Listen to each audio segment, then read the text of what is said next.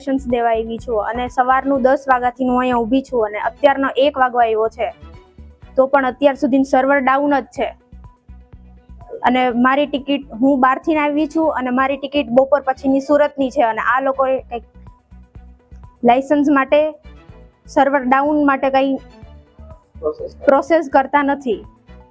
Technically ખામીના હિસાબે એને અમને કોઈ પણ જોબ નથી આપતા, કોઈ પણ સર પણ કોઈ પણ કાંઈ એક્શન નથી લીધો, કંઈક ટેકનિકલી ફોલ્ટ બતાવે છે ને કોઈ પણ ક્યારે થશે એવું કાંઈ સમય નથી આપ્યો અને અમે આ સતત રાહ જ જોઈ છીએ। હમણાં 10 વાગ્યાના આવ્યા છીએ, 12:30 પોણો 1 થવા આવ્યો છે, છતાંય કોઈ પણ એક્શન નથી।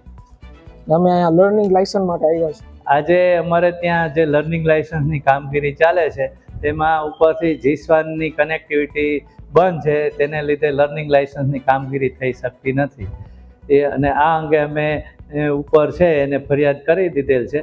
જો આજરોજ ચાલુ થઈ જશે તો આજે જેટલાની એપોઇન્ટમેન્ટ હોય એ લોકોને સાંજ સુધીમાં બધાને પૂરું કરી દેવામાં આવશે।